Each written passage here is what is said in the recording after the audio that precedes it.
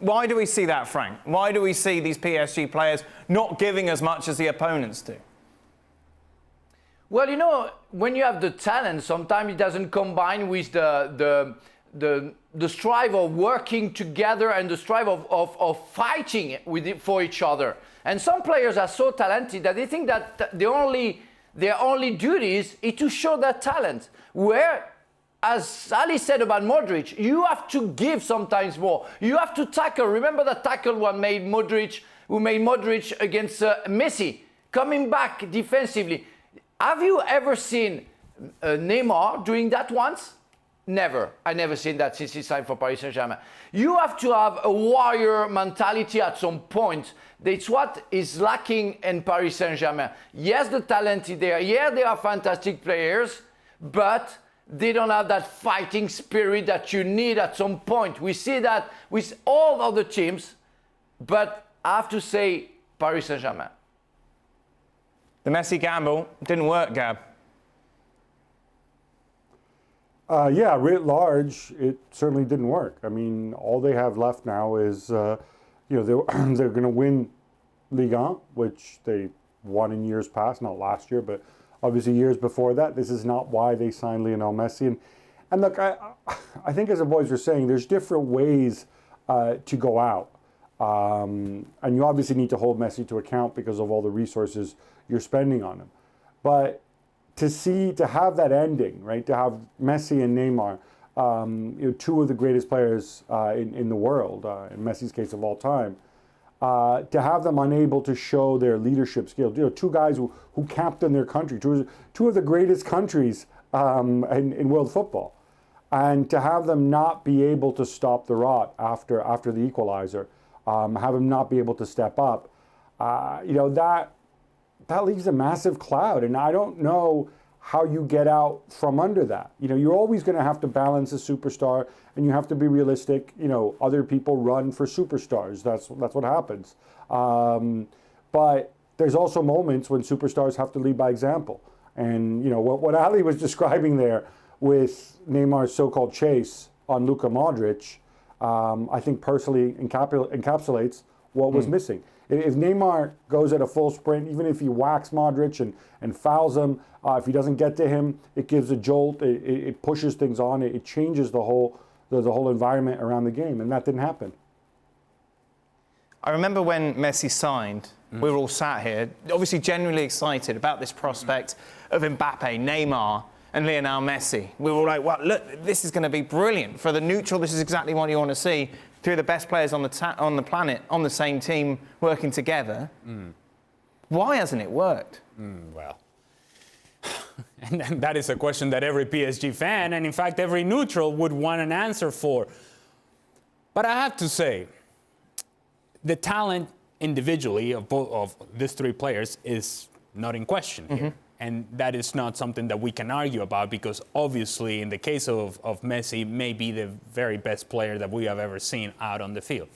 And whatever Kylian Mbappe ends up becoming, there's so much for him to give. Neymar and his injuries are a different concern.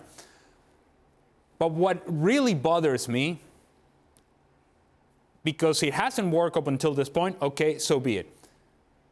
But you had an opportunity today. Right? Yeah. And it's the three of you out there. And I'm not going to lean so heavily on Mbappe, because if there was a player that was dangerous for PSG and that was always a threat for PSG, it was Mbappe. I'm going to lean on Neymar in that he just wasn't very good today. And I'm going to lean on Messi because up until the 60th minute, as Frank alluded to, he had been so very good in dropping underneath into the midfield and combining and giving that sense of confidence to the team in moments of pressure where Real Madrid were pressuring. He was the one getting on the ball, saying, okay, here we go. We can get out of this because of the qualities that I have.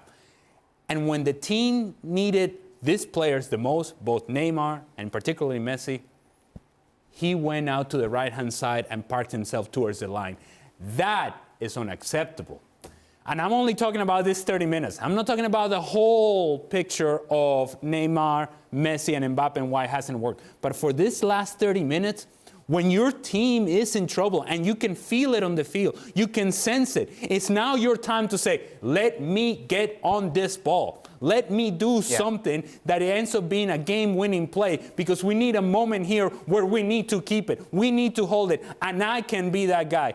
And instead, you chose to get yourself out to the right-hand side and park yourself out there hoping to go on a counter. No. The game needed more from Lionel Messi. The game needed more from Neymar. And these guys came up short. And as much as I love Lionel Messi, you saw him walking today the last 30 minutes, and I was pointing it out to you in the screen. It's like, look at this guy. Yeah. You need more than just walking around. What I'll go back to answer your question, eventually I'll get around to it. I'll go back to this. This team has had hairline fractures everywhere. Over the course of the season, there's always been something going on, something underlying, something that we don't have access to because we're not there every day. But things that have made this team uncomfortable, whether it's Pochettino's issue, Messi issues, Neymar issues, Mbappe contract conversation, hairline fractures everywhere. And in this stage, you cannot hide. In this stage is where all those hairline fractures become a full-on hemorrhage. And that's what we saw in the last 30 minutes. All those things that have been simmering under the surface, they all came up to the surface. And when it came to the surface, none of these guys were able to respond. Frank, is it just too simplistic? Because Gab brought up the fact that obviously these are players who have captained their national teams, Brazil and Argentina, that they just don't care as much about PSG?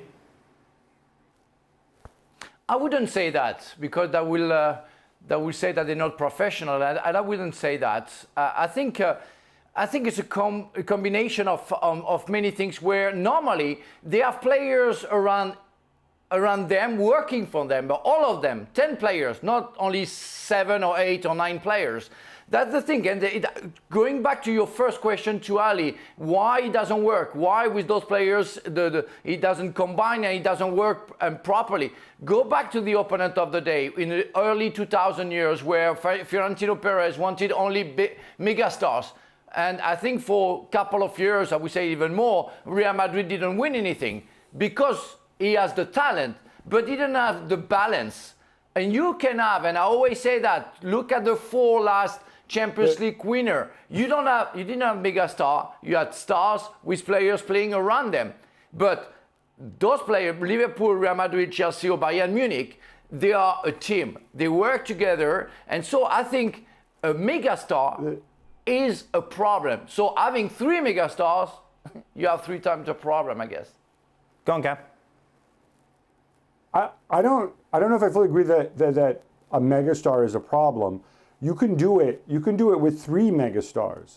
Remember, Messi played with Neymar and Luis Suarez in Barcelona, and they were pretty good. The thing is, you need to have the right ethos in your team, and it has to come from the top. Tonight, I own more than one television, so I was keeping an eye on Manchester City, and this is a team filled with stars. And yet, they go and they fight for every ball. Even tonight, they're 5-0 in the first leg. They weren't mailing it in. They were fighting, they were trying.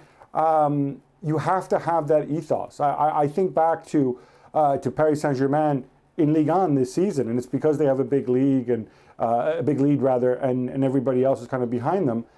I can think of very few of what you would call 90-minute performances from Paris Saint-Germain this year, regardless of whether they have the M&M front line on the pitch or not. It's more like they go a goal down, and then they react, and then they storm back, and they win, or they draw. It's when that's missing, when you don't have that continuity, you don't have that cohesion.